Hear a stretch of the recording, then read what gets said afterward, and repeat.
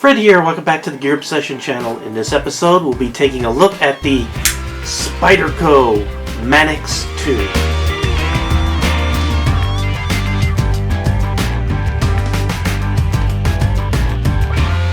I'm going to tell you right up front, this is kind of going to be a long video for not really a review, but an unboxing of the Spyderco Manix 2.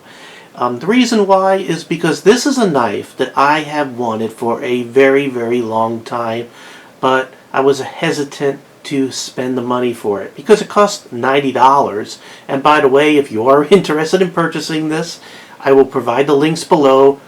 One is for this exact one that we'll be taking a look at today, which runs about $90. And then I have a second link where it'll take you to all the other versions of the Manix 2 on Amazon. So what makes me here, Fred at the Gear Obsession channel, want to spend $90 on a knife? And this is not going to be a closet queen. It's not going to be a, sit in the box and be a collector kind of piece. It is $90. A little expensive for me for an everyday carry, but why did I pick this one? Well, here, let me give you some idea here. I have three of my favorite EDC knives right in front of me. One is the Cold Steel American Lawman. And one of the things that I really like about this knife is the forward 50-50 choil. Can you see that right there? So what this does is it gives you the option to either hold it back here, so it gives the knife a little more reach, or when you're doing fine work, you could choke up on the blade to do fine work. I love that about this knife. I also like that it's beefy, heavy use kind of knife. Lockup is solid, heavy G10 scales. These are all things that I really love about this Cold Steel American Lawman. The next thing is I've always really liked Spyderco knives. I like the blade shape. I like the Spyderco Hole. There's no way to describe the ergonomics and how great it feels to work a knife with the Spyderco Hole. This one I might need to oil because this is kind of an everyday carry, and there we go. It's been a while since I've worked it, but there is nothing like a Spyderco, and you can do all kinds of tricks. There are a lot of people who do this Spyderco flick with their finger out here. I can't really do that. You could also just put your fingers through the holes and do like a reverse open. I'm doing it very badly right there, but it's awesome. Also, the jimping that Spyderco puts on their knives is out of this world. And did I say the blade shape? I love those things about Spyderco. It's that Spyderco Hole. It's just incredible, and no one gets it exactly like Spyderco because other companies do put those holes in there. They also have very good clips. And then the last thing is Benchmade, but I have this one in front of me because this really is another all-day, everyday carry for me that I like. This is the Ganzo G704, right? G704. And it has that axis lock, just like the Benchmades right there. So you can do a lot of things there. One of the nice things about a axis lock is with other locks, you always have your hand in front of where the blade needs to go when you're locking it up. With the axis lock, you could pinch it and fold that knife down without ever putting your fingers in the path of the blade. I like that, and it gives you all kinds of options to work it once you get used to how the axis lock works. So I sort of like that whole deal right there. And this is another knife that's built solid, great jimping, very good price, by the way. So also the clip goes from left to right-handed carry, tip up on this knife, which I really like. Again, G10 scales on steel liners, built like a brick. So if I were to combine all these things that I like on my favorite everyday carry, you come up with this. Or this is what I came up with, and that's the Manix 2. Not a cheap option, but it's still, I consider it a very high value knife. The reason why is because the materials used in this knife, the craftsmanship that's put into this knife, the innovation that's put into this knife. Did I say the materials? Oh, and it's made in the USA. So that's my whole reasoning. So let's go ahead and go into a little background of the Manix 2 Generation 2.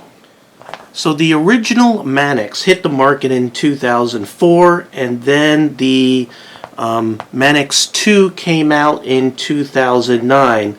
Now the original Manix had S30V steel, and then when the Manix 2 came out in 2009, they sort of backpedaled and went to 154 cm. Most people feel that the S30V is a better steel than 154 cm. So for the most part, people were a little upset about that. So when the Gen 2 came out, they went back to the S30V. Another thing that changed between the Generation 1 and Generation 2 of the Manix 2 is the blade grind. The original version 2, Manix 2, I know this gets confusing, had a hollow grind sort of like this. And now the latest version, the Gen 2 here, has a full flat grind. Some people like it, some people don't. Now this knife is made by a very now famous knife designer.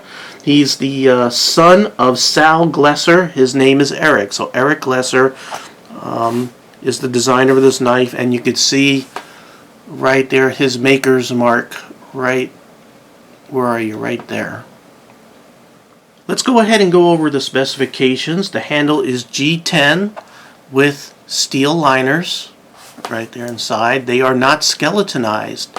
Now there are other versions of this, as I said, and I did provide the link below, where they have a lightweight version with different colors, even like a blue translucent. And by the way, if this is not big enough, they also make a extra large version of this. The clip. You get a typical Spyderco clip held on with 3 Torx screws, and you can go ahead and mount that for left-handed carry, but it is always tip up. They give you a extremely large lanyard hole. You could basically just drop 510 or 550 cord right through there. It's so large, and really nicely done there. And that post actually helps with the structure of the handle quite well. Next is you get the big, large Spyderco hole. That's a 14mm hole, and I love it. You know, I hate when certain knife makers try to copy this, and the edge of the hole is beveled too much. I like the sharpness of the way that they cut this hole, because it really helps your finger just sort of grab onto that hole, and that's one of the things that make the Spyderco hole so freaking special. I really like this knife, if you haven't been able to tell. So closed length of this knife is 4.625 inches, and by the way, in the description box below, I also put some of the dimensions for the extra large version, so you can take a look there.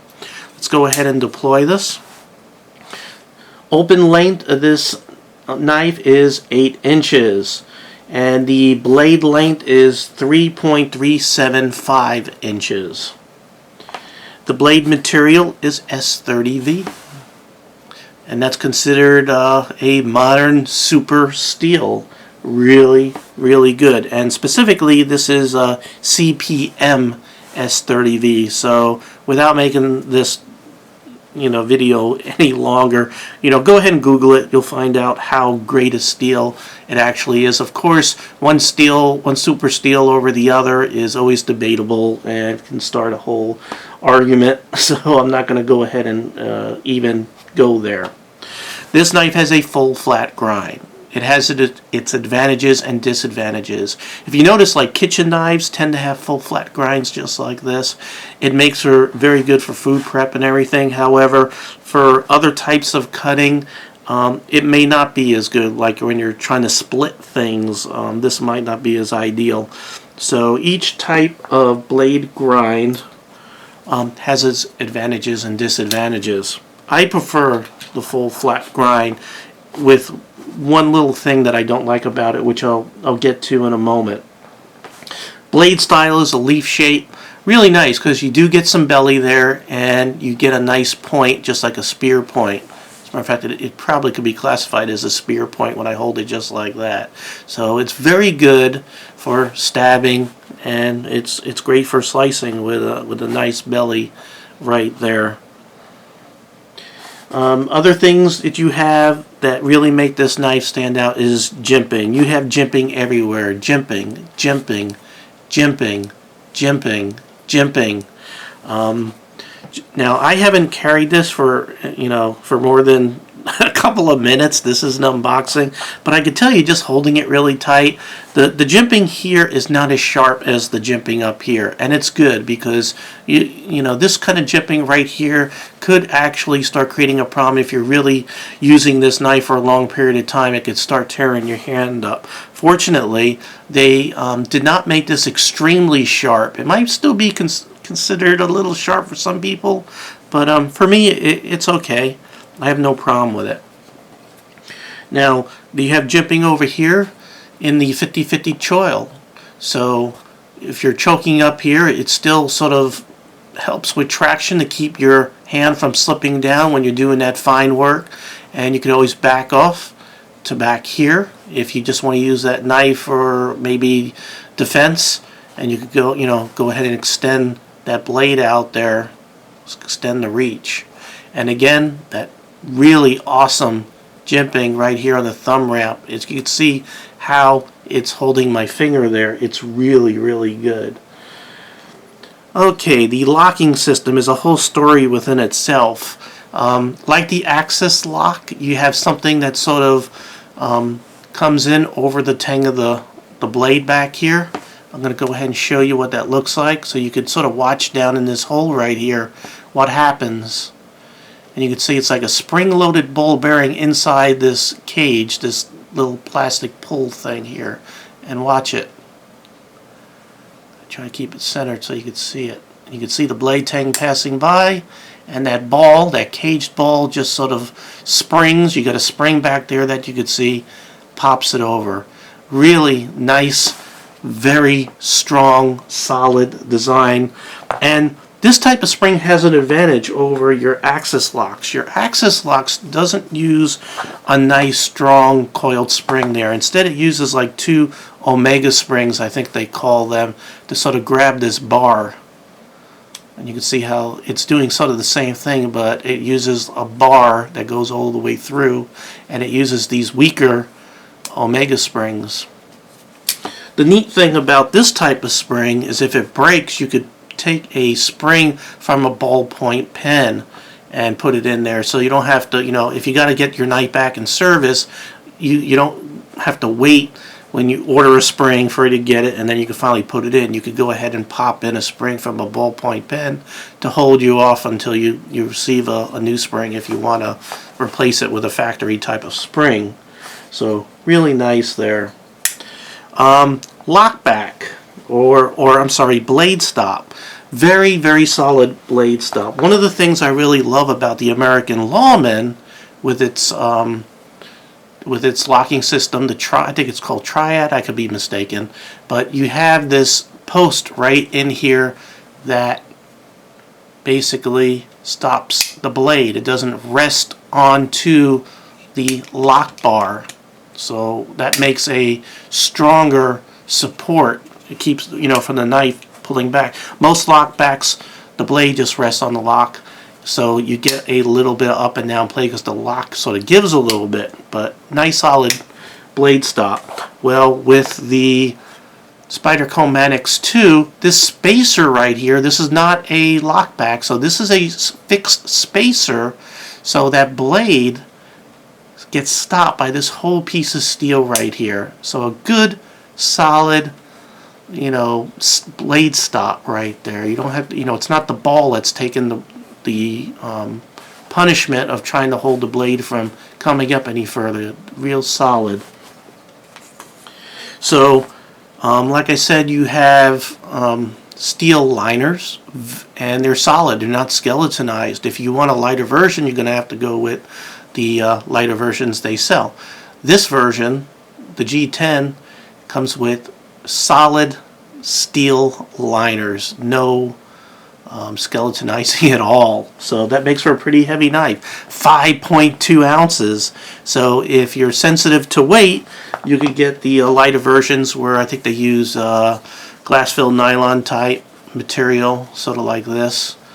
And these are very light. This is, by the way, is a Delica 2. I'm sorry, a Delica, was it? A Delica 4. I'm sorry. Spyderco Delica 4. Very lightweight material. And you can get this in the same kind of lightweight material if you wanted to. Country of origin, Golden, Colorado, USA, right there.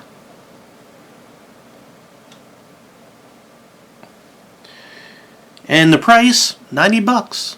There are other versions, like the lightweight version you could get probably for, I don't know, a little over $70 for the lightweight version with the glass-filled nylon, or Zytel. It's one of the two.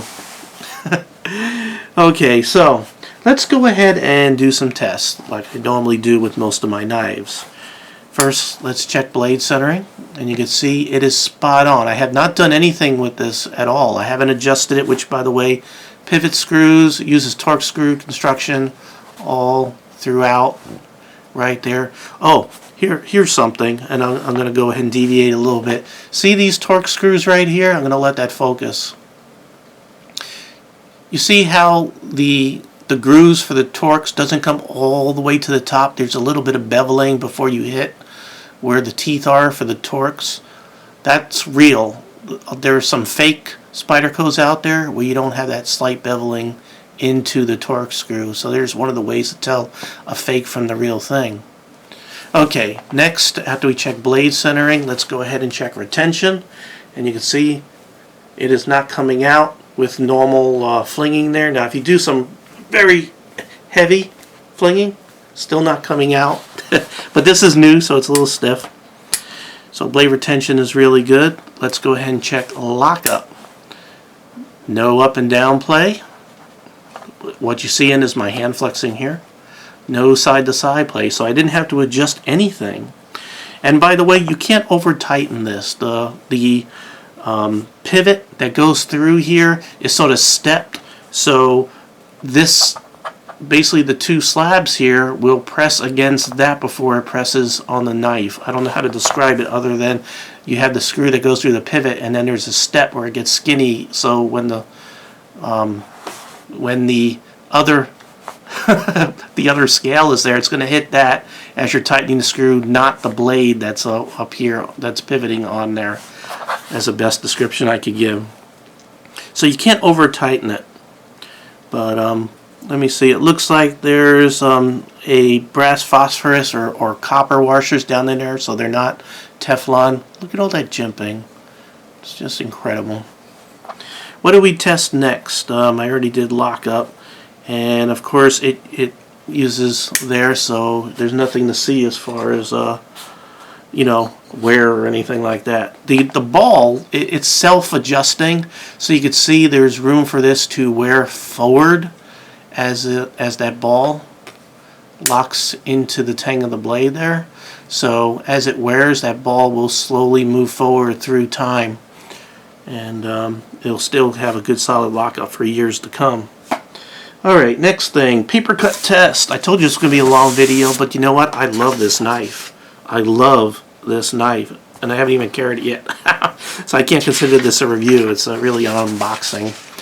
Let's go ahead and see how it is out of the box. And right there is, what is that? That's just pushing through. I'm just push cutting right there. So very, very sharp out of the box. I just messed up that last one. Alright. Can it shave hair? Well, good thing I'm hairy. And where are you?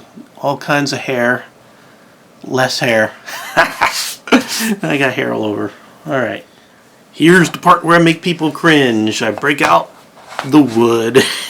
Soft pine. This is something that I don't recommend anybody do with their knives, but I'm going to go ahead and possibly sacrifice mine to make sure that the steel is solid, that that point doesn't break easily. This is soft pine. Let me stress that again, soft pine. So I'm going to go ahead and put this in here and rock it back and forth. You can see. Alright. And how's the point fair there?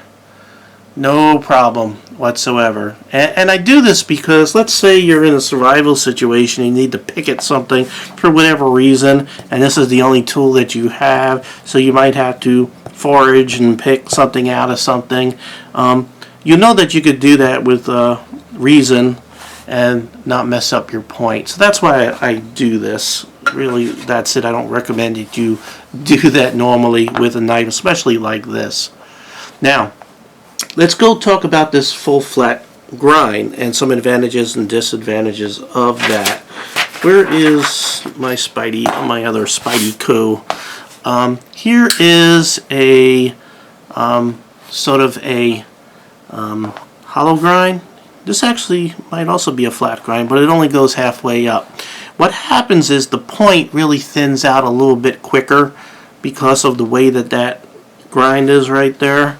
So what you get with a full grind all the way up is a slightly stronger tip when you get down to here, because normally the grind would actually make this a little bit thinner. However, big disadvantage of this is if you have a clamp-on sharpening system. So if you have something, if you have a flat area like this, you could clamp on a sharpener that clamps, and you know that your blade is perfectly centered as you run down with whatever rod.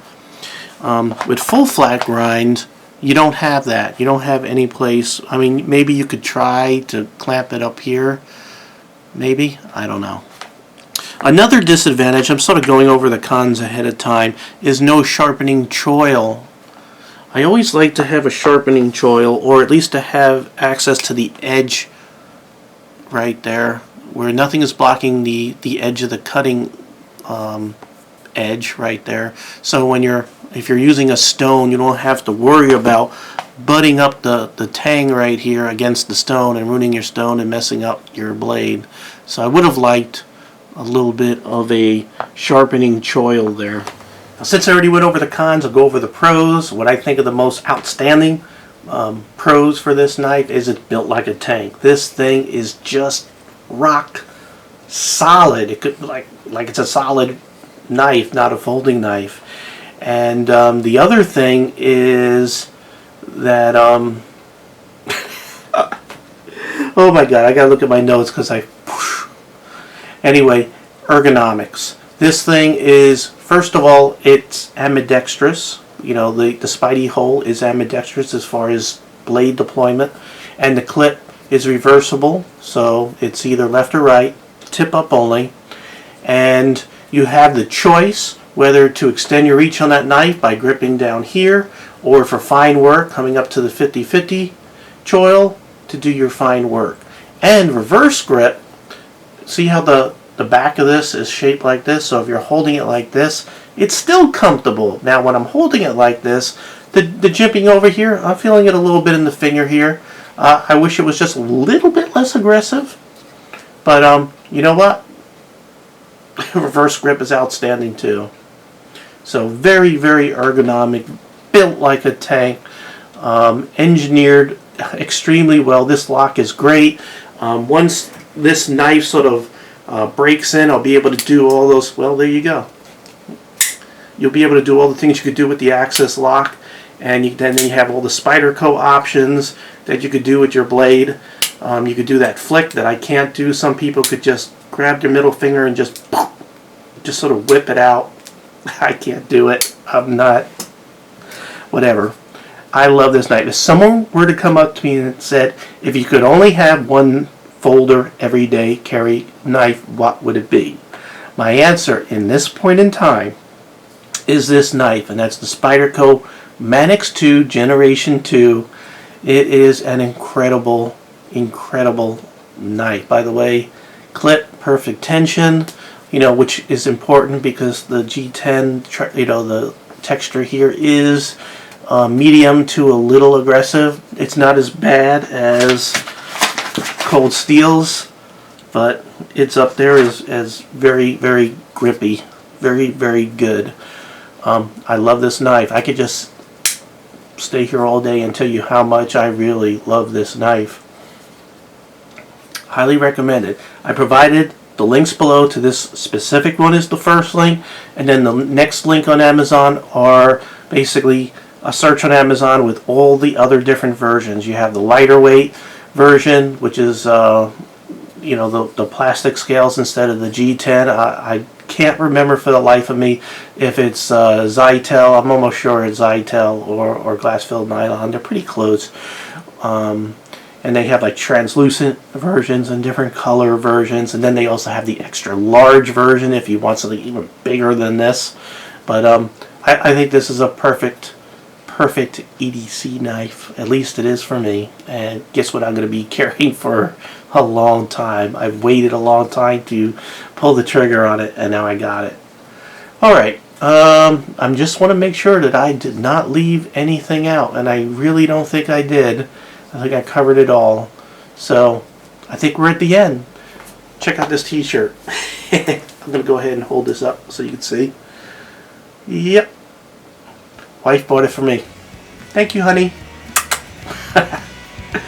She gets me some of the most awesome t-shirts. Okay, well, thank you very much for joining me here at the Gear Obsession channel. I really do appreciate every friend, viewer, subscriber, and especially you. And I hope you have a great day. Take care. Bye.